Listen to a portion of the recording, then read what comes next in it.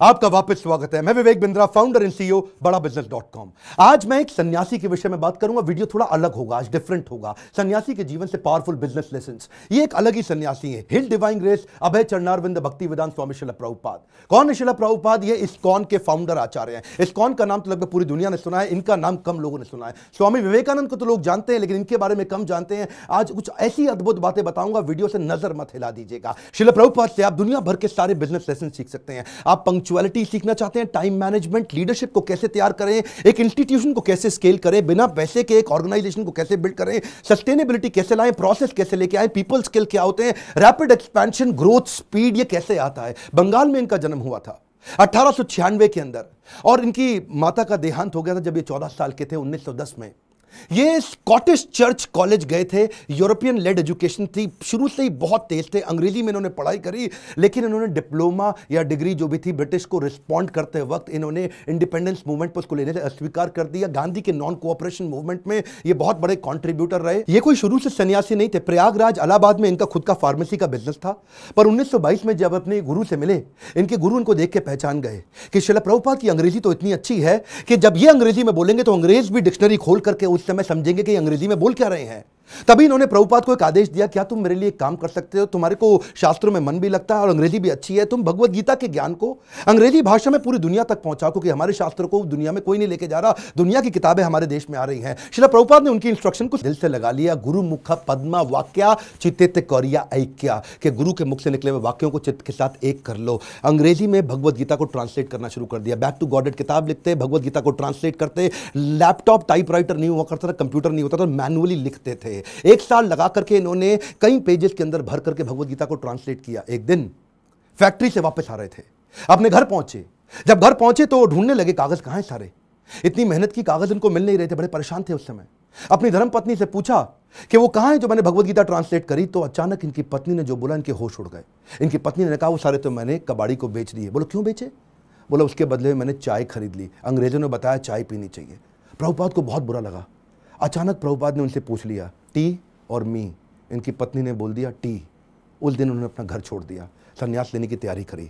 वहां से जाकर के उन्होंने फिर से भगवत गीता लिखनी शुरू करी। बाद में ये वृंदावन चले गए, कई साल वृंदावन रहे, भगवत गीता लिखी, उसकी तैयारी करी। ये पहले से जानते थे कि दुनिया का नंबर 1 देश अमेरिका और अमेरिका का नंबर 1 शहर न्यूयॉर्क, तो मैं शुरुआत न्यूयॉर्क से ही करूंगा। थोड़ा इमेजिन करिए, 70 साल का किसी बूढ़े व्यक्ति का चित्र लेके आइए अपने मन में। 70 साल की उम्र में 32 दिन की जहाज की लंबी यात्रा, जिसमें रास्ते में इनको 2 बार हार्ट अटैक आ गया। कुछ केवल साथ में $7 लेके कुछ किताबें लेकर निकल पड़े। वहां कोई इनको जानता नहीं था।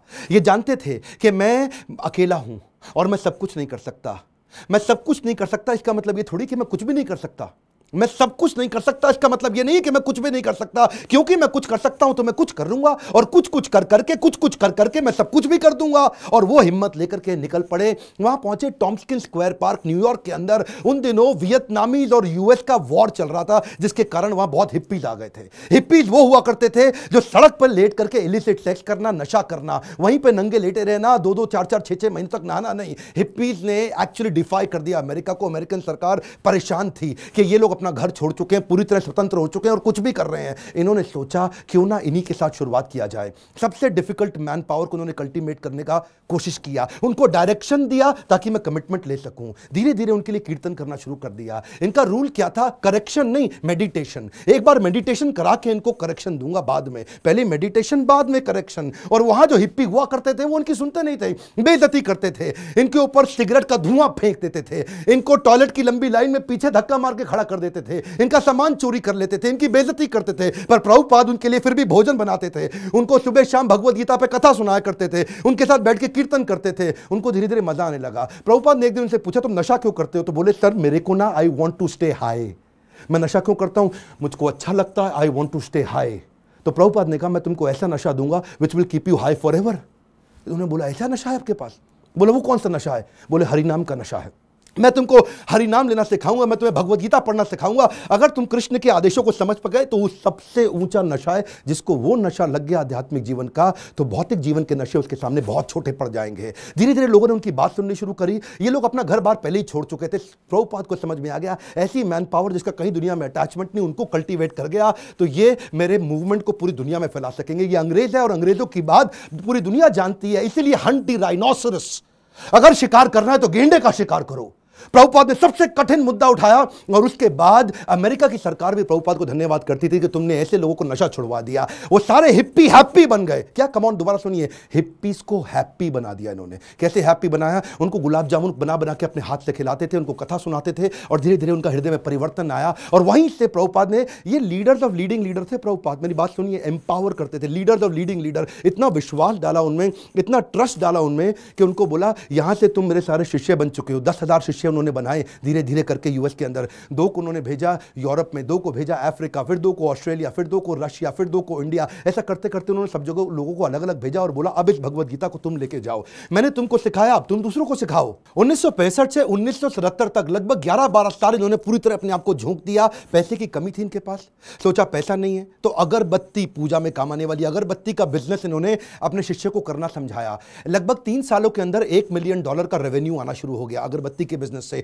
किताबें इन्होंने तेजी से लिखनी शुरू कर दी। 5.5 करोड़ किताबें इन्होंने इस दौरान पूरी दुनिया के अंदर बांटी। किताबें बेच करके कुछ फंड रेज किया जिससे इन्होंने मंदिर बनाने का प्रयास किया। अपने शिष्यों को समझाया, उनको सिखाया। वो किताबों को 25 भाषाओं में पूरी दुनिया के अंदर ट्रांसलेट किया। उन दिनों क्या हुआ, सब लोग, अंग्रेज लोग पूरी दुनिया में इनको देख रहे थे। ये कौन इंडियन सन्यासी आया है जिसने भगवत गीता, कृष्ण अर्जुन, जिसकी कोई जानकारी नहीं किसी को, लेकिन गोरे काले हर धर्म के लोग सीखने लग गए। ये रिलीजन से आगे लेकर के चले गए। इन्होंने कहा रिलीजन नहीं, मैं स्पिरिचुअलिटी की बात कर रहा हूं। उसी दौरान एक रिपोर्टर इनके पास आया, बोला Swami ji, India has a factory of producing God. Every weekend a God comes from India and says that I will make you God, start funding me, come on. तो स्वामी जी हैरान हो गए। बोला Swami ji, are you also God? क्या स्वामी जी तुम भी भगवान हो? तो प्रभुपाद ने बोला नहीं नहीं, मैं भगवान नहीं हूं, मैं भगवान का नौकर हूं। तो वो हैरान हो गया। पहली बार कोई ऐसा व्यक्ति आया हिंदुस्तान से जो बोला मैं भगवान नहीं हूं, भगवान का नौकर हूं।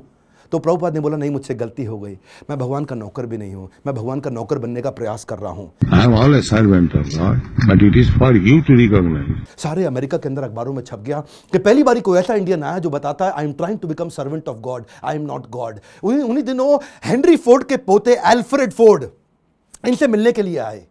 हेनरी फोर्ड का नाम बहुत हुआ करता था पृथ्वी के अंदर। प्रभुपाद कम बोलते थे, लिमिटेड बोलते थे।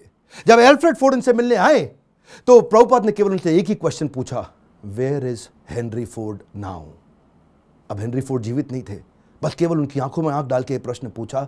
एल्फ्रेड फोर्ड उसी समय घबरा गए। उनको समझ आ गया कि ये जीवन किसी के लिए नहीं है, कोई नहीं बचने वाला यहाँ पे। और उसी दिन उन्होंने प्रभुपाद को सरेंडर कर दिया और उनसे कहा मुझे भी भगवत गीता सिखाइए। ये ऐसे संत सन्यासी है जिनके कारण आज पूरी दुनिया के अंदर सैकड़ों हजारों ऐसे मंदिर बने जहां भगवत गीता पढ़ाई जा रही है, सिखाई जा रही है। पाकिस्तान जहां कुछ भी हो रहा हो, लेकिन आज भी इस्कॉन के 12 मंदिर है पाकिस्तान में जहां रोज शाम को भगवत गीता पे कथा की जाती है। ये बड़ा अनइमेजिनेबल था कि कुछ ही सालों के अंदर इन्होंने 6 महाद्वीप, 6 कॉन्टिनेंट के अंदर 108 मंदिर बना दिए। ये तब किया जब वेंचर कैपिटल नहीं था, कोई एंजल फंड नहीं था, प्राइवेट इक्विटी नहीं था, कोई आईपीओ नहीं निकाला, कोई बैंक लोन नहीं है, कंप्लीटली बूटस्ट्रैप्ड, सैलरी देने का पैसा नहीं है, लाइफ टाइम वॉलंटियर्स इकट्ठे किए। 10,000 उन दिनों इन्होंने अपने शिष्यों को लेटर पे लिख लिख के बात किया। इमेजिन करिए, कम्युनिकेशन बहुत स्लो था। मैं सोचता हूं कई बार अगर प्रभुपाद आज होते ना तो भगवत गीता इंडिया की राष्ट्र पुस्तक नहीं होती, पूरे विश्व के अंदर होती। इतनी स्पीड थी प्रभुपाद की। उस समय जब अपने शिष्यों से बात करते थे तो न्यूयॉर्क से साउथ अफ्रीका चिट्ठी भेजते थे। वो चिट्ठी में प्रश्न पूछता था, जवाब देते थे, फिर चिट्ठी वापस आती थी, फिर उसका उत्तर देते थे। इमेजिन करिए 10,000 ऐसे लेटर लिखे इन्होंने,